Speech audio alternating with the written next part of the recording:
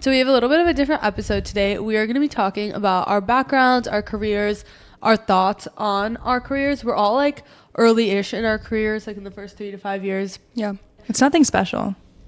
Oh, sorry. Should I not say that? No, that's fine.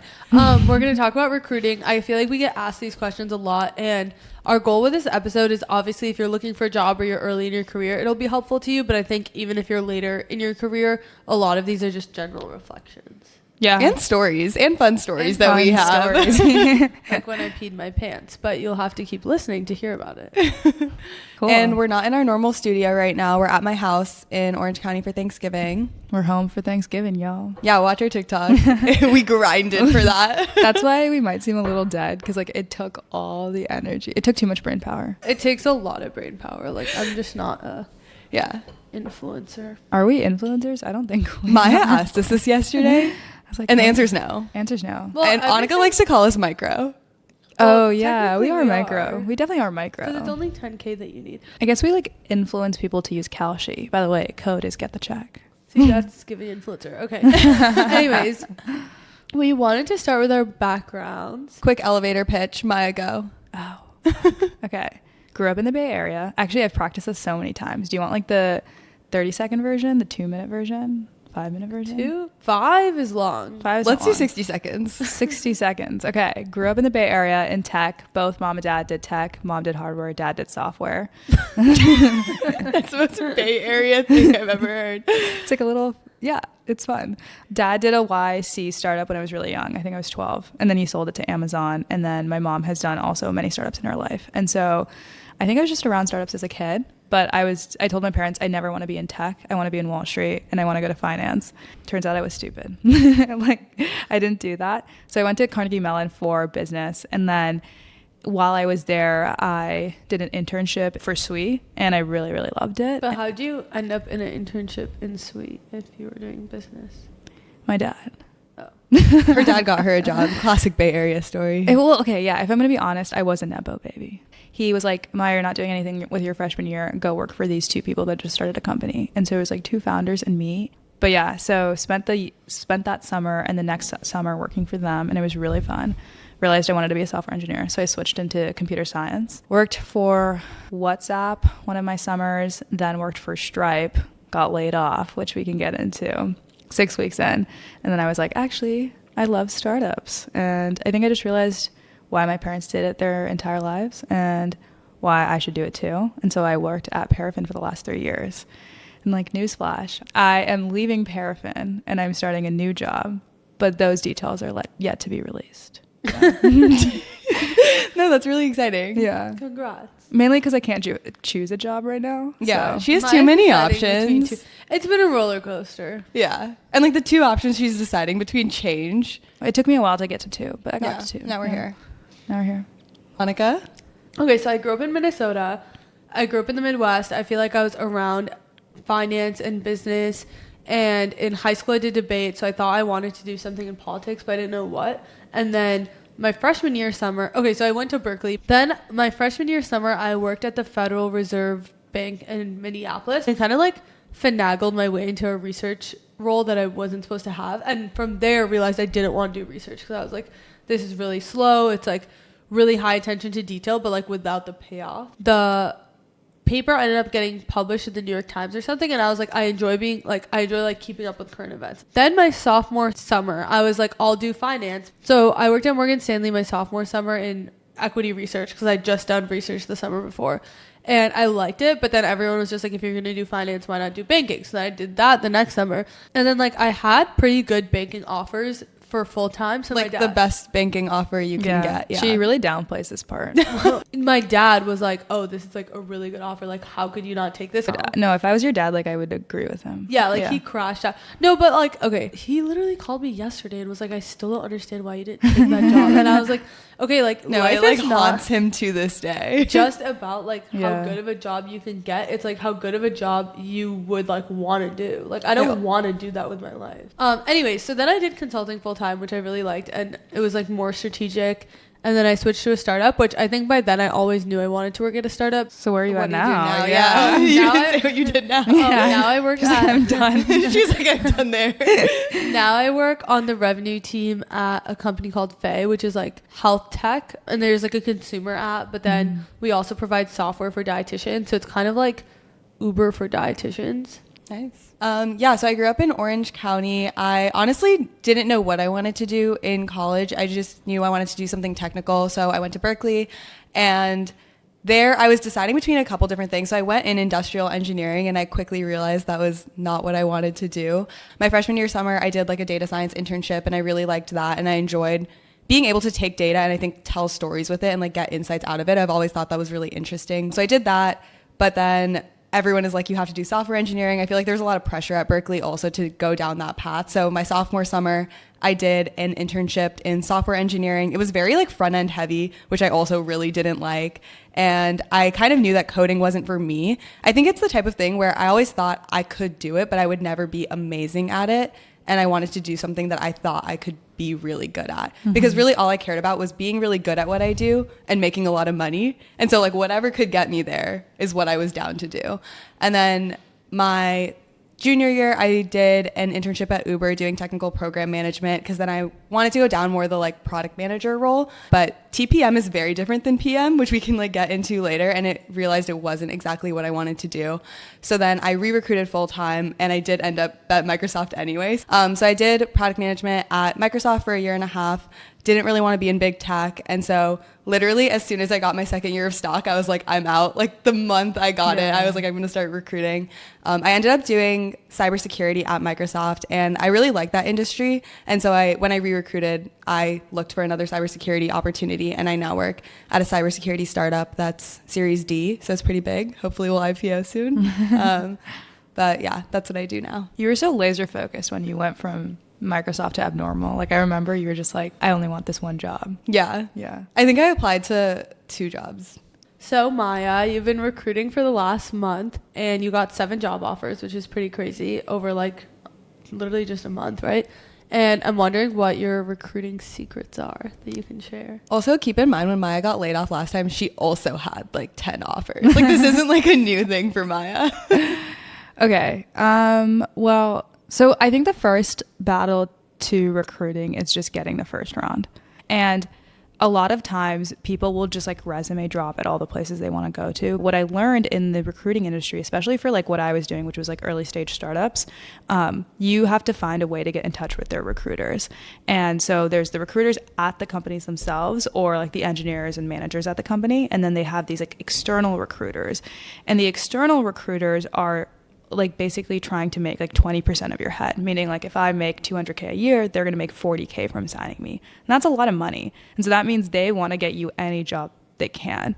And so what I found was these like external recruiting agencies partner with like a bunch of like early tech companies. And what they do is they first like ask you what your interests are, what you're looking for, what type of team you like, and then they start to get you intro to all of these companies. And so because they get to know you through the process and get to know who you are, they know exactly how to advocate for you to get the company to interview you. And so it actually just becomes really easy because you like meet like 2 or 3 external recruiters, and they intro you to like 20 to 30 companies that you're interested. You can be a lot more picky because you now have an automatic first round. And from there, it's just up to you to perform through the interview. My mindset in recruiting is like, it's literally, as long as I'm smart about like the beginning process, like getting in touch with VCs or these external recruiters, it's literally up to me to perform and get through the process. So for most like early stage companies, they don't have any in-house recruiters and they completely go through external recruiting, or what does that look like? Yeah. So like early stage meaning, by the way, early stage meaning anywhere between like a seed and a Series B. They might have like one in-house recruiter. They definitely don't have a team. Mm-hmm. And so the one in-house recruiter, or if they have no recruiter, their job is to basically schedule you and negotiate an offer for you. And make sure that you're like getting placed within the right bands. But they don't do a lot of the sourcing. They still require like these external recruiters to source. At the later stage, like C, D, E, there's a lot of in-house recruiting teams, but they still work with external recruiters. And a lot of the times they do just have fully in-house teams. Exactly, yeah. And so that's like, I think that's like one way. If if you're trying to go for like, let's say a bigger company like Anthropic, OpenAI, Google, Facebook, the best way to do this is through referrals. What I've noticed is like as soon as a referral is submitted, so an employee refers you to the company, then it kicks off this like internal workflow. So depending on the stage, your strategy is definitely different. Yeah, I also think like new grad recruiting is super different than post grad recruiting. So like referrals, obviously everyone is always like, you have to get a referral. Yeah. But when you're post grad recruiting, the referral means a lot more than a new grad referral. It does. So I think we also have to keep that in mind, because like the strategy that Maya's talking about doesn't work for new grad recruiting. I can't really say much to new grad recruiting because like we had a college recruiter, and you could go through the college recruiter to get in touch. Oh, must be nice to go to a private school. Yeah. But that's like just a private school thing. That's definitely not a public school thing.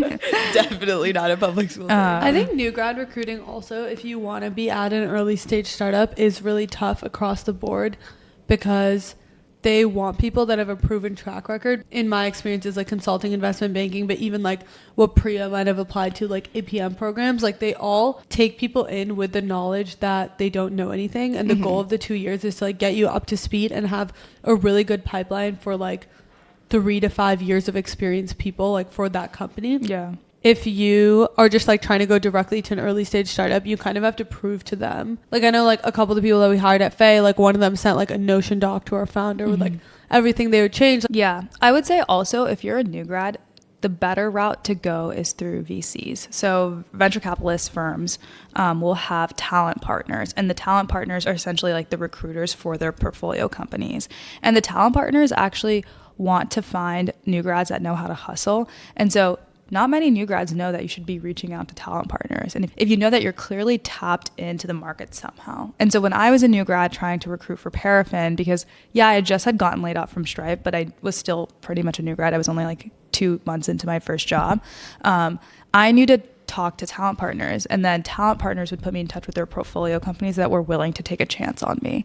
And a lot of their portfolio companies would be like, we would never hire a new grad, but because you came through the talent partner, like we're willing to try.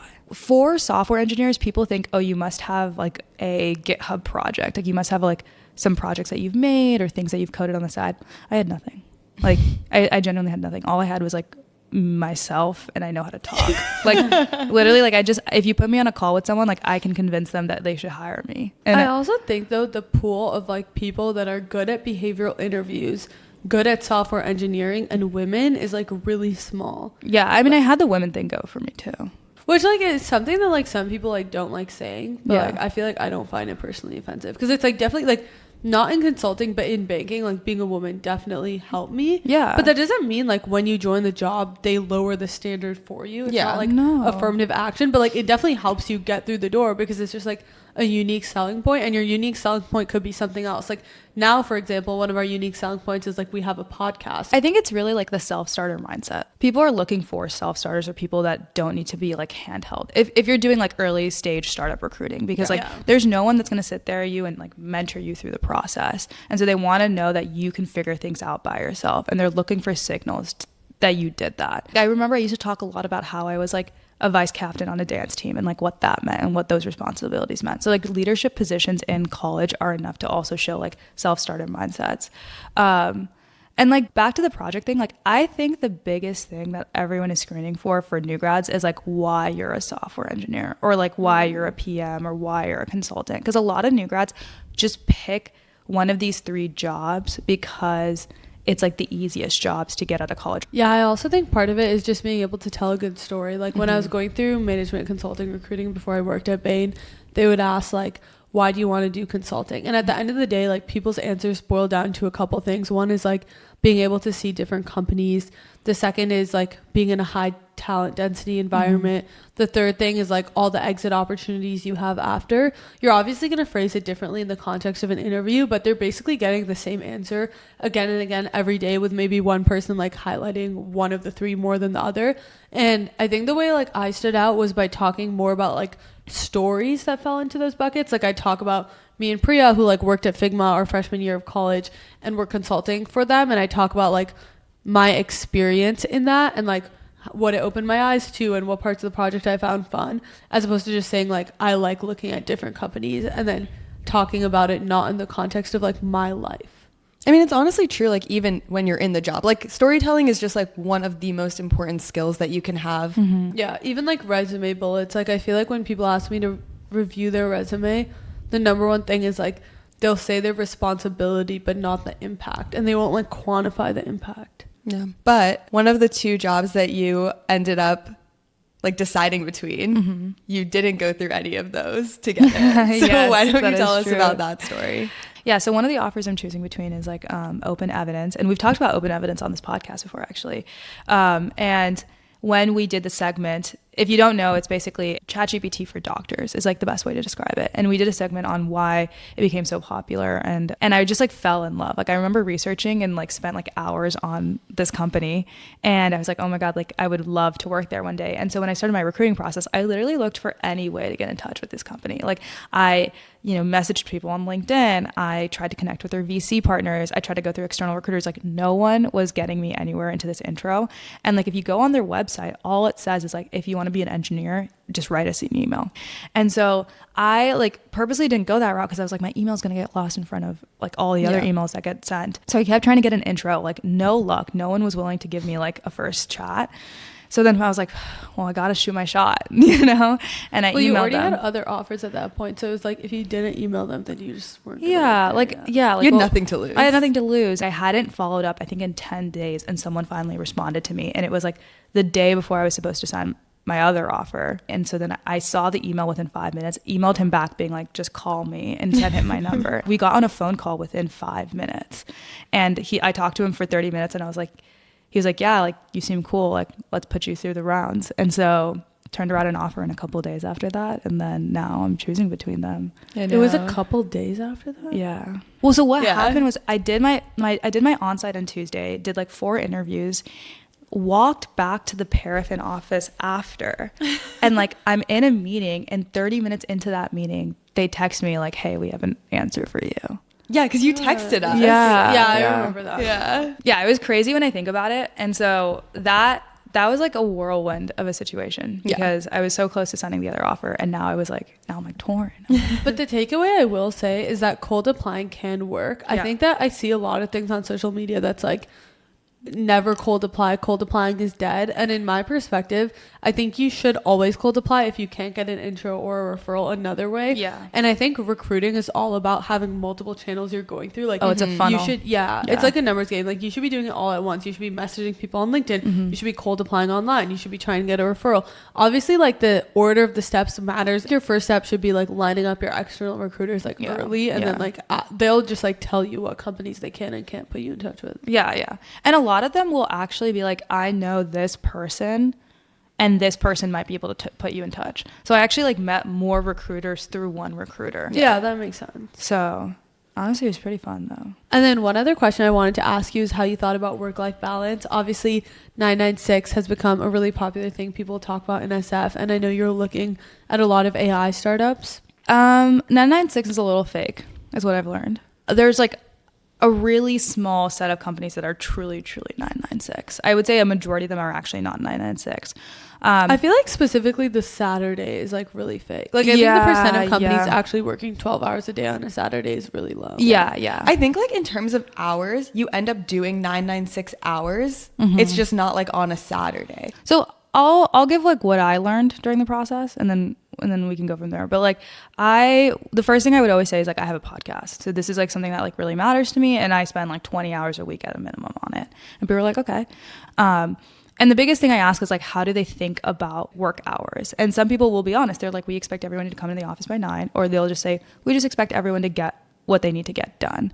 And then they'll go into like the fact that like people roll in around 9, they have dinner, maybe they like leave at 7, maybe they leave at 8, but they're not really in the office on the weekends. They'll work on the weekends, but not in the office. And I feel like when you're not in the office, but you work on the weekends, that means you're working like 5-6 hours on a Saturday, but you're not working like 9-10 hours. Most startups are just like trying to say like, it is not a 9 to 5. Like it's like never a 9 to 5. If you need to like spend the entire weekend to ship out a project, like you better do that. But it's also like not a consistency thing at all. Like you're not spending every Saturday. And I actually don't think people expect you to respond all the time. I feel like it mostly is just like, do what you need to do to get it done. It's also like a self-selection thing. Like People who like really care about work-life balance don't even like the idea of a startup. Yeah. Like they don't like the idea of their equity being 0 or like $1 million. They like the idea of their equity being like 100K that they can sell on the stock market the next day if they want to.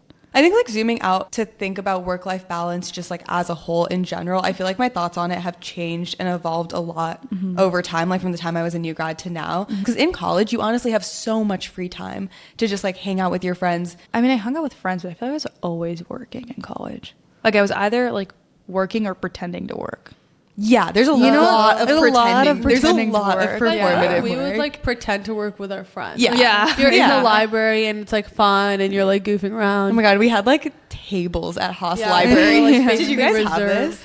We had, yeah. Like we had, at Haas Library, like our club had like a table, and so did Like the you other could just business show clubs. up and you know someone would be at the table. yeah, like we had this thing called like Tepper purple chairs, and like there's this like purple chair area where everyone just like sits and like pretends to work but doesn't work. Yeah. Yeah. But yeah, I feel like I cared. Not that I don't think I intentionally chose that, but it was just like, I thought that was like how life was. Like Yeah. I was just like, oh, it's fun. Like I worked at Microsoft. I had a lot of time to like hang out with my friends. Me and Maya used to live together in Seattle. We literally did nothing. Like the fact that I was watching the Love Island episodes on time tells you how bored I was. Yes. Like that was Yes. ridiculous, Maya. Like I look You guys back. are also just like in a new city, I feel like.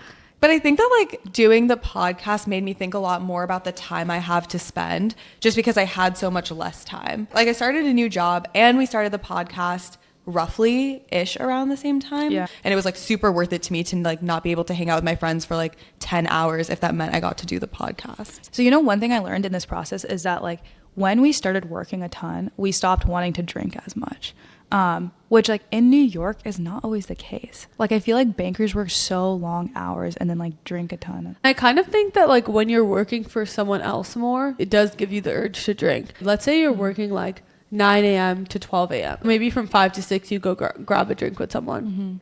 Versus like when the way that we've been working a lot due to the podcast is like on our own things. And I just like actually do think it's different. Like it doesn't like drive you to need an outlet in the same way, because in a way the podcast is an outlet. And I feel like bankers and consultants like really feel like they need an outlet or like something that's fun, because like the work can be very like repetitive. A lot of the work you do can get not used, and a lot of your day-to-day you can get like basically just like berated by someone more senior than you. And I think it's a very different type of stress. Like I kind of think like my perspective on work-life balance is like the opposite of Priya's, where like when I graduated I wanted to either do banking or consulting, and like in all those interviews, especially banking, they make it super clear you're like giving them your life.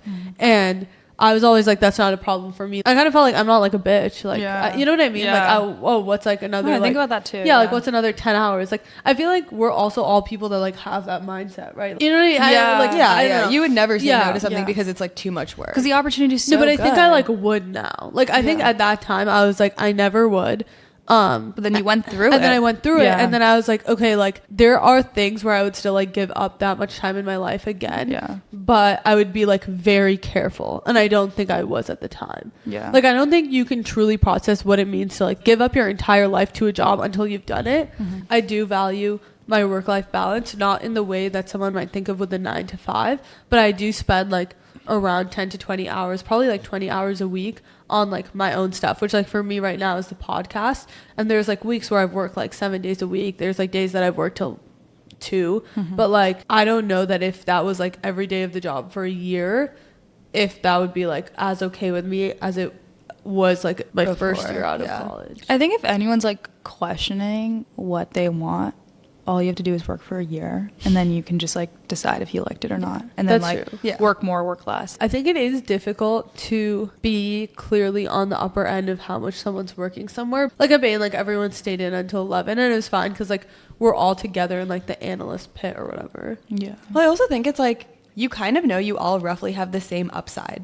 When it's like you see someone working half the amount that you are, and it's like, why do I care so much when I'm not getting any more out of this than you are? Yeah. Like you want everyone to care, because it's like maybe you care a ton, Yeah. and then it's like you are still willing to put in the same hours that you were Yeah. already putting in, but now you're just in addition frustrated, Yeah. because you're like, why do you not care as much as I care? I mean, there was a guy on our team that like clearly just didn't care enough, and like within 3 months he was out. Yeah. Okay, now for a more fun segment, we are going to go over our worst days of work. Do you have any? No. You've never had a bad day at work? Like, I've had like a bad day, but it's always just like, I don't really have good or bad days. No, I remember that one time at Microsoft, like someone screamed at you. Really? Oh, well, everyone screamed all the time at Microsoft. Like, oh, what? I feel like Microsoft was like way worse than my job now. I've had 2 bad days. One was my fault, one wasn't my fault.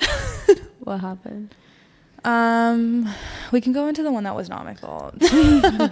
We had this customer, and they wanted like a spec, or they wanted a flow done by a certain time, and it was just like we had this project to go international. So we do loans in US, and they wanted us to do loans in Canada. And so there was just one part of the project that like was a huge blind spot for me and another engineer. And like we're both like 23 at this time, and we're like the 2 engineers working on like the biggest project at the company, and we're just like hacking together as many things as we can to just get us through this timeline, because like it was scoped for 2 engineers, but clearly the work was like 5 engineers worth of time, and like not junior engineers. And like we realized that this is like huge bug that exists that we just like hadn't run into yet, and it was going to take like I think like 3 weeks to fix. And so like we were just way off deadlines. I would say like probably like 2.5 weeks off deadline.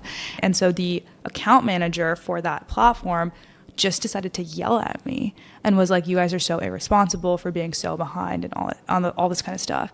And if you don't know anything about account manager, like basically they're supposed to like manage the account. And so like this person is just like yelling at me, and I'm like 23, like 6 months into the job, like don't really know what's going on. And so I'm just like crying in this meeting because I'm like, I don't know, like I didn't like plan for this to happen. I've been trying my hardest. We've been like up at like midnight trying to get this thing out, and we just can't. I think I was just so naive at that point. Like I didn't realize like this was not normal. Like if you can't deliver something to a customer as an engineer, the account manager is supposed to be that barrier and be like, it's okay, I will frame it in a positive way to the customer. But I didn't realize like that's the norm, and I thought the norm is that they just yell back at you. And I was like so like incredibly hurt and like scared and sad. It's also like I feel like that situation is a very like small startup thing to happen. Like usually like go to market doesn't talk to engineering directly ever, like for that exact reason. The reason like at our company, like the reason you have product managers in between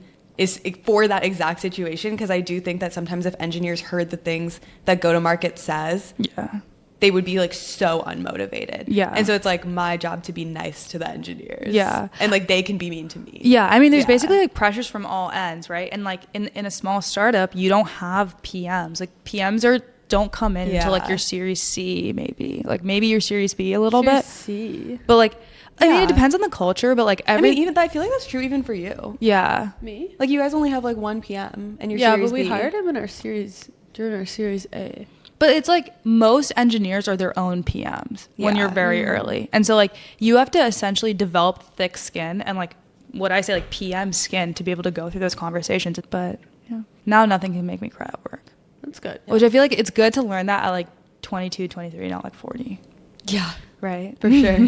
What was your worst day at work, Anika? I have 2. I'm going to say worst days from my last job. We do these user interviews. Let's say we're due diligencing like a software. We would talk to people that have like worked at competitors and that company, and like there's a list of questions we ask them. So I had like 5 of these calls back to back. And in this era, I was on a lot of like 2 to 3 week long like private equity deal sprints. And I like basically just didn't put any break in my day. And so it was like 5 or 6 hours of these calls. And then like in the middle of it, I needed to pee. Like I don't know what else to say. And I could have told the person like I'm going to like leave and come back. But they also like really ramble on. And once you've done a bunch of them, it's like I already know what they're going to say. And he was like talking so much, and I was like, I need to pee. So I was like, and I had headphones in and I could mute myself. So I just muted myself, and I was like, I'll just go pee quickly. And then like, it's fine. You peed during the call? Yeah, but I was muted, and like he was literally talking for like 10, like sue me. I don't know. I was like, I need to like, be quick. And so I go to pee, and I didn't realize I was wearing a bodysuit that day. So I'd like taken I peed through my bodysuit. It was like insane. I was like, well, I like don't know what to do at this point. So like it wasn't that bad. Like I like started to pee and then I stopped myself. It's not like I completely peed. So I just like had to go up, like get up and like continue. Oh my god. Because I was like, I don't have like another. No, there's nothing you can do at that nothing I point. could There's do at nothing you that can do point. at that point. It was just like a little bit. Just like, so down bad. I was so down bad. Oh my god. I feel like there's other days where like someone like yells at you or like is really mad at you, and I do think I'm sensitive with authority being upset at me, so I'll like take it personally. But I've learned to not. Yeah. Like you kind of just need to move on, and you're doing your best. Yeah. I don't take it personally anymore. Yeah, I mean, like now it's like whatever. I feel like the longer you're in your career, you run into situations where you can't make everyone happy, so you just have to like do what's best and then move on. Yeah. Like what you think is best. Yeah. I feel like the other tactic I've learned is like if someone's being mean to me, like they don't get answers from me. That's like a very Maya tactic. I wouldn't do that. Yeah. Like me personally, I wouldn't do that. I don't know if that's just me, but it's like That is just you. Well, it's not me. It's like Do like you do that? I feel like no. No, you like have to answer everyone. Yeah. I'm just like if you're like objectively being mean to me and not treating me nicely, like I'm not going to answer you. I don't do that. Yeah, but I don't do that I do either. think like to what you were saying, like I realized in like over the course of my career, I realized that the amount of detail you give to someone needs to target like what they want. And I used Yeah, to always yeah. think like more detail was better. And it's not. And More it's is not better. More is not more. Yeah. More is like not more. Like it's totally dependent on who it is. Exactly. But Yeah. it's like most of the time they don't care. They want like An to know the answer, answer. yeah. And It's- then maybe if you want, you can provide all the other details and they probably won't read it. But honestly, the biggest thing is like what you taught us, which is like don't give detail unless they ask. yeah.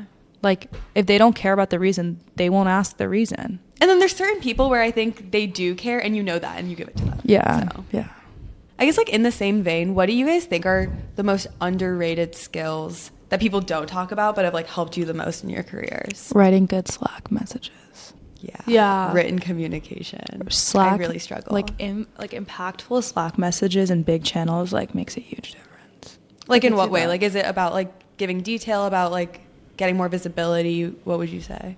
I mean, there's like various like veins of like types of Slack messages. Sometimes there's like visibility in like what's been shipped and like celebrating your wins. I think that's actually a big one that I just want to pause on for a second. That I Oh. think like a lot of people don't do early in career because they're like, oh, maybe I shouldn't send this into a big Slack No, do the it. group, or like maybe it didn't matter Yeah, enough to like the yeah. company. Literally any win you have, put it in a public Slack channel. Yeah, Yeah. celebrate it.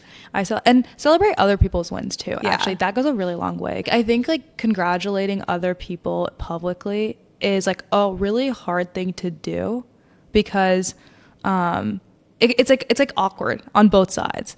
At some point, like I had a team of engineers that I was like working with, and like I really just wanted to make sure that they were all like motivated towards working on that project, and so I'd consistently celebrate them in the channel so that they got visibility, and then they worked harder on the project. Oh, 100%. Yeah. Yeah. Well, people just want to feel like the work they're doing is appreciated, which it usually is. Like, it usually is that their work is appreciated, but like no one says anything about it. Yeah. Like, if you're in an engineering role too, maybe not like you specifically, Maya, because I feel like you are really close to the customer, but I would say like most engineers are not close to the customer and they don't realize the impact that they're having and how significant it is. And so like whoever you are, like if you are in a position where you're talking to customers, you should like share positive feedback as much as you can. The other type of Slack message that I think is really important is asking questions, like learning how to ask good, really pointed questions, like giving the full context as to like why you're asking the question. So like ask the question, give a brief overview of like why you're asking the question, and give a brief overview of like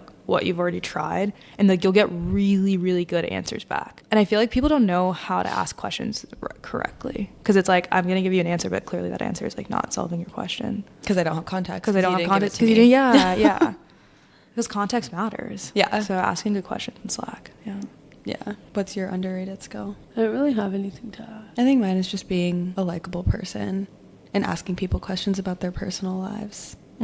Small talk matters. Like small talk really matters. Small talk really matters. And like I guess like I work in a fully remote environment because my company is fully remote, and so I think it's like even harder because you're not in person with people. Oh, I have my underrated skill. Okay. I think my underrated skill is over documenting. I think there's so many questions people ask over time about like historically what happened. Now that I'm like one of the earlier employees at the company that I work at, And I never have been like, oh, I regret spending too much time writing a Notion doc about like a project or like what happened in a certain situation. I'm always like, I wish we kept even better records. And also I think it ends up being like a superpower if you are someone where people feel like they can go to you for institutional knowledge, because that makes you like not replaceable easily. Yeah. Or even like when people leave, it's really important. Yeah. A lot of just like communication. You want to have a record of important communication. Yeah. I was going to say like the other thing that I learned is how to write like good docs. And like the frame for which I write good docs is like you should be able to read the same doc in 5 minutes or 30 minutes. Like the doc should be formatted in a way where you can look at it for 2 to 5 minutes and get this information from it. If you're able to write a doc well like that, then you actually get a lot more engagement because people actually feel like they learned something from the 5 minutes they spent on it, versus if it's like too long and too complicated, they're like, I have no idea what's going on.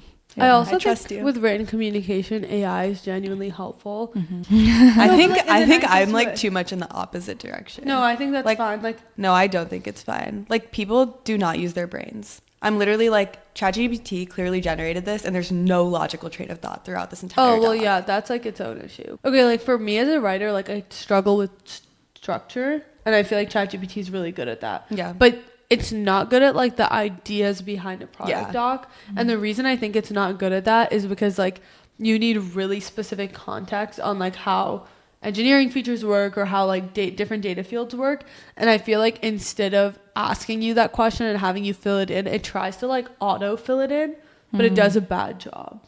No, I agree. Yeah, you have to give GPT a lot of context for it to do well. You have to give it a lot of context. But I guess like what I'm saying is like if you have something and you're like getting ready to send it, it's not even like about GPT rewriting it. It's like if you just put your product doc in GPT and are like, send me a bulleted list of any spelling or grammar issues and anything that's confusing. Like it's just like an iteration. Yeah, it's like a thought 100%. partner. Yeah. Well, you should be using AI in anything that you're doing. What career advice do you guys think people should ignore? Like the one that came to mind for me was like people like doing their time in a role, because I think especially in big tech there's like very structured times where you like get promoted. Some people are happy with that and I think that's like totally fine, but if you like want more, I feel like you can grow your scope and like look for new opportunities. And I do think people are like willing to take chances on you doing things. I think even like when I left Microsoft, I left after a year and a half. And I think a lot of people were like, oh, you haven't even been there for 2 years. Like and you too, like everyone's like, you have to stay in your first job for 2 years.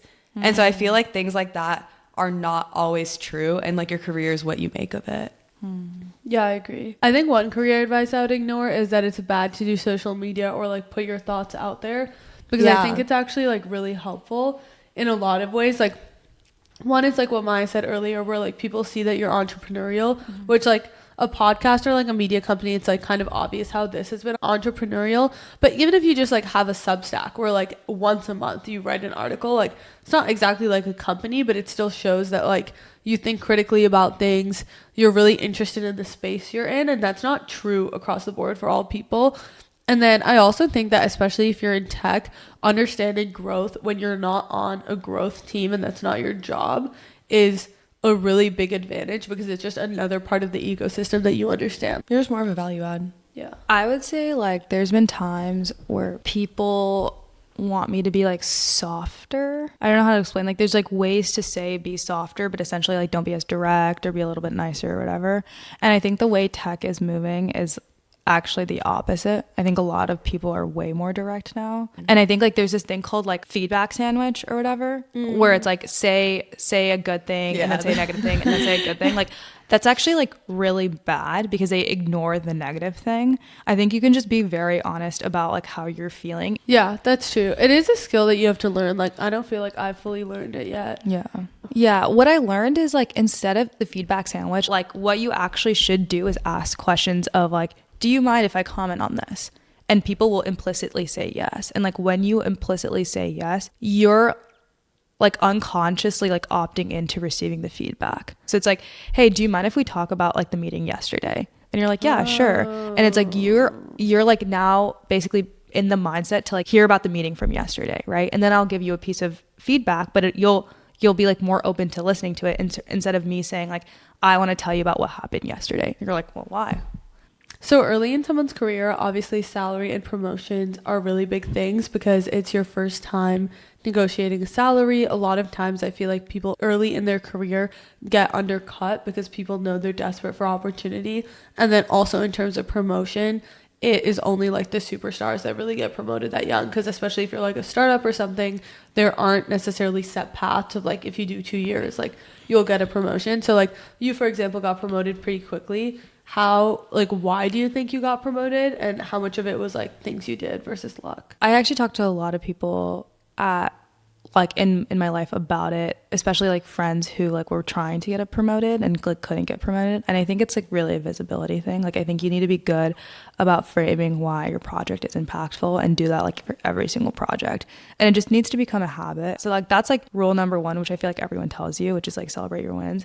And then the second thing is like be very intentional about how you're growing. So I remember like early on when I was just like, hey, I want to get promoted in under a year. And that might seem like a fast timeline, but I think I have the skills to get there. What are my gaps? And that basically just signals. Who did you say that to, like your manager? Manager and mentor. And that just basically signals to your manager and mentor that like this is something that you really care about and that you're really open to feedback. And so a lot of times people don't give feedback because they're just like scared to. And so if you're just continuously asking for feedback on how you can get better, you can just like focus on those like specific things and be like, okay, see, in this now project, I've now displayed XYZ skill. Can I have promotion? Yeah, No, but like that literally happened. Well, because I think to it's me. like if you make them give you a list And of you- everything that you need to do to get promoted, and then you do the list, they literally can't say anything. And if they tell you like it's like vibes based, or like they give you like some corporate answer that just boils down to it being vibes based, be direct and be like, I feel like I should have like a concrete list of things I need to achieve. You should also know if your manager is someone that gives like 100% of feedback that they think, 50% of feedback that they think. And the reason why I think this is really valuable is thinking about all my managers over time, like 2 at my current job, but like probably like 5 to 10 at my last job. Like I had a bunch. They all shared like a different percentage of the thoughts they had, and they all delivered it in a different way. And you need to be smart enough to normalize it, if that makes sense. Like if you have a manager that only shares like 20% of what they're thinking, and they're like, hey, I feel like you could be like trying a little harder on something, like that should send like alarm bells in your mind of like, oh, I'm like fucking this up. Yeah. And don't like wait for performance review time to get those answers. Yeah, like just ask. Everyone always says like you should know what your performance review is going to be well before anyone puts anything in. About things. And then the one last thing I'll say is like I feel like I've had a couple of friends recently that have talked to me about like specific situations where they're like, I want to get promoted, I don't know what the path is, like XYZ. I think if you find yourself at a company where like you have already done these things and you don't see a direct path and they are being really hand wavy about it, you should just explore other opportunities. I agree. Yeah. I have 2 things to say. Like one was like I just treat getting feedback as like being in school. Like I remember like there were times in like school where I was like, I really want an A in this class, and I would just like go to the teacher and be like, how do I get an A? Like tell me. And like that's exactly how I talk to my managers. But then the second thing I wanted to say is like, as an engineer, your senior to staff promotion is probably the hardest promotion because like you have to have like enough scope to be warranted staff. And I remember when I was like a senior engineer, I was like, shoot, how do I get staff? It tends to be like one of the hardest things for like younger engineers to figure out because there's often not enough scope on a specific team to give you that promotion. So I remember talking to my manager and he was like, you could do this, you could do that. And then I was like, just put me on a team where I can go do it. I literally asked for a team switch, and that was like the reason I got the staff promotion 6 months later. Whoever is working with you the most should feel really confident about advocating on your behalf. I feel like a lot of people asked me like, now, how did you get this project? Because I like for the last 6 months I've been leading a pretty big project. They were like, oh, was it lucky? And I was like, no, it wasn't lucky. I'd been asking for something that big. And like you just have to put your intentions out there. Like if you're early in career, like you're not going to be in the room with like the C-suite all the time, but you Like, should maybe have not ever. Yeah, like maybe not ever. And it's like you should have people that are in that room that are advocating for you. Yeah, people advocate, I think, on a sliding scale, right? Like there's people I want to advocate for because I think they're doing a good job, or they want to advocate for me because they think I'm doing a good job, but like there's doubts in certain areas. Then there's people I could advocate for and I have pretty much 0 doubt. And then I think the last thing is negotiating salary and how you guys think about that. My one thing that I'll say on this is I did a negotiating class in Berkeley my senior year of college, and it was like this star negotiator. I don't remember the professor's name, but he negotiated like hostage situations. And the biggest takeaway from the class, where we do all these role plays that give like asymmetric information. So like, let's say mine as an employer, I'm negotiating my salary, is like humans base the other person's thing on like themselves. So for example, let's say I'm like a new grad and I'm willing to take any job over like 110 base. So like I assume Maya wants like around 110. But like Maya's actually willing to pay up to 150 because she doesn't want to restart this whole hiring process. Humans like tend to think about it wrong, and you basically lose very little from asking for more and lose a lot from asking for less. Yeah. So whenever you're trying to decide like how much should I ask, I would just pump the number up. Yeah. And honestly, don't give a number. Yeah. Never give a number. Honestly, like the number one thing is like, don't give a number. Yeah. So I think the first time you ask for something, you just be like, this is the direction I want it to move in. Like I want more cash or I want more equity or whatever. Then they'll come back. You can't have it all. And then you either like that number, you like don't like that number, or you like are okay with it, but you're like, there's more. Then you go in and you're like, okay, here's at least like, I never played offers against each other. I was always just like, this is what I think I'm worth, and this is the number that makes me feel like I'm worth that much. And I think that's like the new era of negotiating, at least in tech. Like it used to be that you would like get your offer letters and be like, see, this offer is like this, so you have to match it. Yeah. I think that still exists. I also think it works like new grad. Yeah, it works for new grads, but like now it doesn't matter. You just go to them and you're like, I'll sign tomorrow, but give me like XYZ number. Because I feel like as a new grad, I did put my offers against each other, and it like is the reason I got more money. Yeah. Sometimes for big techs, I think like it's just like they need some like asset to go like argue with someone else, right? Yeah. But I think for like startups, it's like, I know you're in charge of the bands and you can like move the band if you want it. Like there's no asset I need to give you.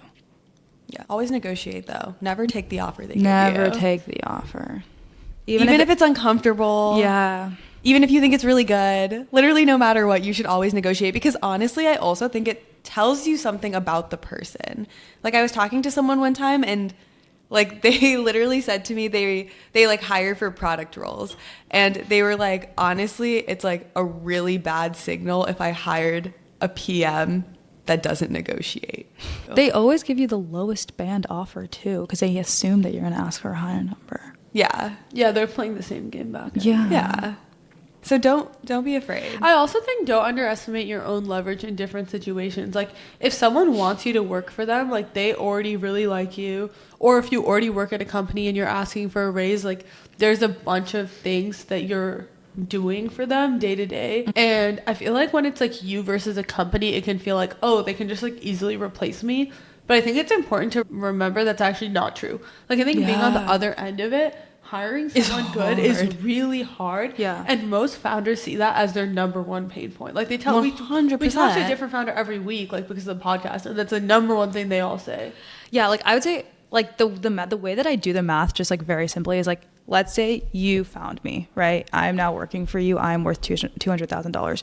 For you to find someone else who's worth $200,000 is $40,000 worth of effort, because it's 20% of the head. Therefore, you are willing to give me $240,000. Also, not to mention the time that they're losing in like finding someone, ramping someone up. That itself Quality, is like months. Yeah, there's a lot of things. Yeah. Basically, like at any point in your time in your career, if you're doing good work, you are now worth 20% more than what you currently are making. And I would also say years of experience are a very flexible thing. Yeah.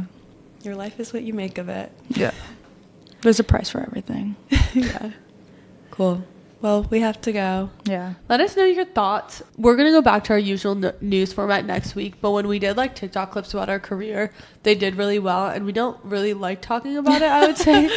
But they like all did really well. So then we were like, want what the people want. yeah, we've been trying to get back to it for a while. Yeah. So, cool. Okay. Bye.